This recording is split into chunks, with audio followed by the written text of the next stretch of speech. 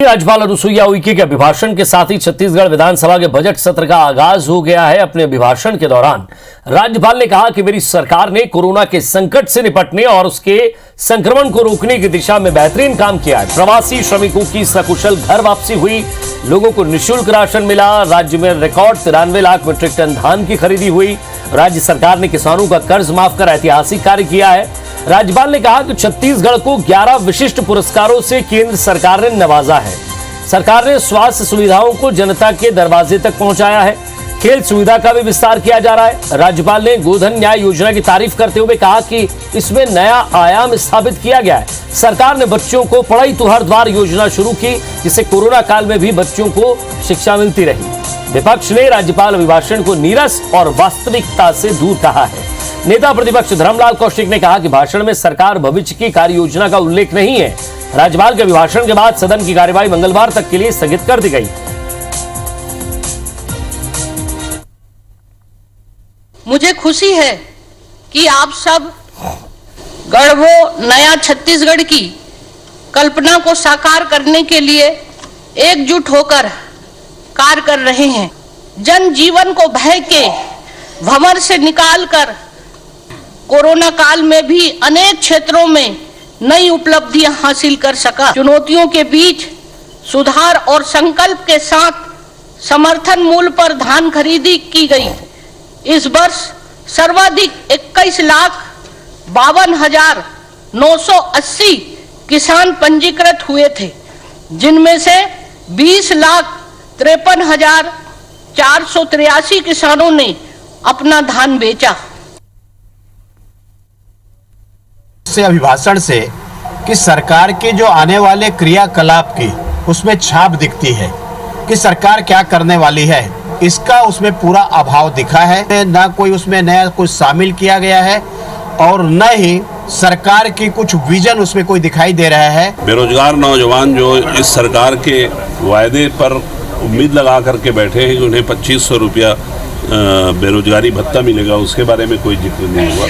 सिवा गोबर, धान और गरुआ नरुआ बाड़ी, इससे आगे सरकार गोबर से आगे नहीं बढ़ पाई है। नए जिले या तहसीलों का गठन का क्षेत्र हो, चाहे सड़कों के निर्माण हो, चाहे पुल पुलियों का निर्माण हो, चाहे सुगम सड़क की बात हो, चाहे इलेक्ट्रिसिटी में लोगों की सुविधा देने की बात हो, सभी क्षेत्रों को माननीय राज्यपाल महोदय ने आज अपने अभिभाषण में कवर किया है। कुल मिलाकर आप कह सकते हैं कि छत्तीसगढ़ की भविष्य के लिए जो हमारी योजनाएं हैं वो स्वर्णिम भविष्य की तरफ ये अभिभाषण इंगित करता है। चलिए, और ज्यादा बातचीत के लिए हमारे संवाददाता राजेश मिश्रा हमारे साथ जुड़ गए। राजेश, इस पूरे अभिभाषण में 40 मिनट का ये अभिभाषण था राज्यपाल का। विपक्ष को नीरस लगा। दूसरी तरफ जनता कांग्रेस छत्तीसगढ़ ने कहा कि इसमें सरकार गोबर से ऊपर नहीं बढ़ पा रही है। सवाल ये कि 26 मार्च तक ये सत्र चलना है। आज का दिन था, शुरुआत आज से ही हो गई है। आगे लगता है कि ये सत्र रंगावेदार रहेगा।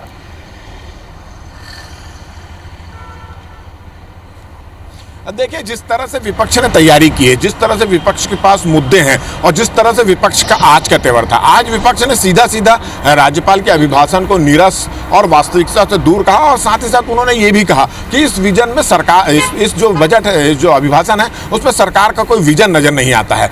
तो उन सब ये विपक्ष के तेवर को देखकर ऐसा लगता है कि विपक्ष जो इस बजट सत्र में बहुत सारे मुद्दों को लेकर सरकार को घेरने की तैयारी में है और यही वजह है कि आज राज्यपाल का अभिभाषण हुआ और अभिभाषण के बाद जब सदन की कार्रवाई स्थगित कर दी गई तो उसके बाद नेता प्रतिपक्ष के कक्ष में भारतीय जनता पार्टी के जितने विधायक दल हैं उनकी एक मीटिंग हुई और मीटिंग में यह तय किया गया है कि हर एक जो विधायक है वो अलग अलग मुद्दों को उठाएगा और अलग अलग मुद्दों को उठा के पॉइंट टू पॉइंट बात करते हुए सरकार को घेरेगा। तो आज इस तरह की पूरी रणनीति यहाँ पर तैयार हुई है। वहीं अगर हम बात करें सत्ता पक्ष की, तो सत्ता पक्ष भी विपक्ष की रणनीति से वाकिफ है और उसको लेकर 7:30 बजे मुख्यमंत्री निवास में एक बैठक होने वाली है, जिसमें कांग्रेस की जो है सत्ता दल के जो लोग हैं वो और मंत्री जो हैं वो किस तरह से विपक्ष के सवालों का जवाब देना है और किस तरह से प्रत्युत्तर देना है, उसको लेकर रणनीति बनाएंगे और उसको लेकर जिम्मेदारी देंगे। इसमें एक और महत्वपूर्ण चीज मैं आपको बता दूं कि पहली बार ऐसा हुआ है कि भारतीय जनता पार्टी के विधायक दल की बैठक विधानसभा के करीब सप्ताह भर पहले हुई। जब अभी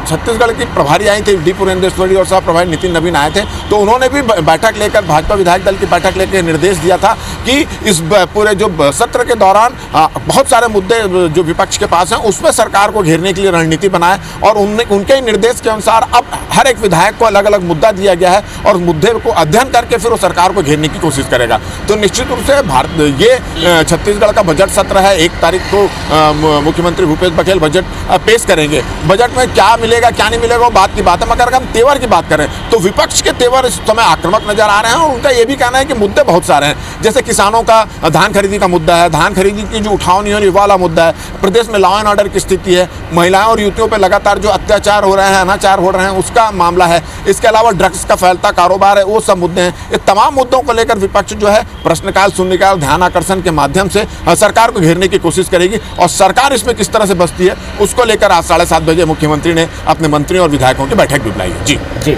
साथ ही एक महत्वपूर्ण विषय ये भी है राजेश की, जिस तरह से पूरे देश में कोरोना के आंकड़े बढ़ते नजर आ रहे हैं, जिस तरह से हमने देखा कि आज भी जांच का भी और साथ ही साथ ऑक्सीजन मीटर, तमाम सारी चीजें थी, आगे और दूसरे व्यक्तियों की एंट्री ना हो, क्योंकि 2% का लेवल है छत्तीसगढ़ के अंदर कोरोना का, जो वापस से एक बार फिर सामने आ रहा है।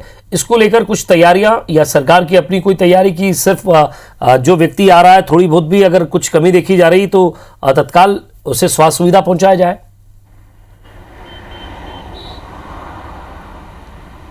देखिए, विधानसभा में कोरोना के गाइडलाइन का पूरा इस्तेमाल किया जा रहा है, और कल जब विधानसभा अध्यक्ष ने इसको लेकर, पूरी कार्यक्रम को लेकर, बजट सत्र को लेकर जो प्रेस कॉन्फ्रेंस ली थी, तो हमने ये सवाल किया था, क्योंकि कोरोना का संकट फिर से गहराता जा रहा है, कोरोना के पेशेंट्स पूरे भारत में बढ़ते जा रहे हैं और रायपुर भी इससे अछूता नहीं, तो इसको लेकर किस तरह के आप पालन करेंगे? क्या विधायक और मंत्रियों का कोरोना टेस्ट कराया जाएगा? तो उन्होंने कोरोना टेस्ट कराए जाने से तो इनकार किया, मगर उनका यह कहना है कि जो भी व्यक्ति विधानसभा के अंदर पहुंचेगा उसका टेम्परेचर चेक किया जाएगा, उसको सैनिटाइज किया जाएगा, और मान लो किसी को बुखार आता है, इस तरह की कोई शिकायत हुई, तो उसके बाद अगला एक्शन लिया जाएगा। ये व्यवस्था तो की गई है। विधायक और मंत्री जो सदन के अंदर जैसे प्रवेश कर रहे थे, तो सदन के अंदर प्रवेश करने की जो लॉबी है वहां पर उनको चेक किया जा रहा था, मगर उसके अलावा जो अन्य व्यक्ति आ रहे हैं उनको टेम्परेचर चेक करने की, उनको सैनिटाइज करने की किसी प्रकार की कोई व्यवस्था यहाँ पर नहीं की गई थी। उसी तरह मास्क को लेकर भी थोड़ा सा बहुत ज्यादा गंभीर विधानसभा नहीं दिखा। हालांकि विधानसभा अध्यक्ष ने कहा है कि कोरोना के गाइडलाइन का पूरा यहाँ पर पालन किया जा रहा है,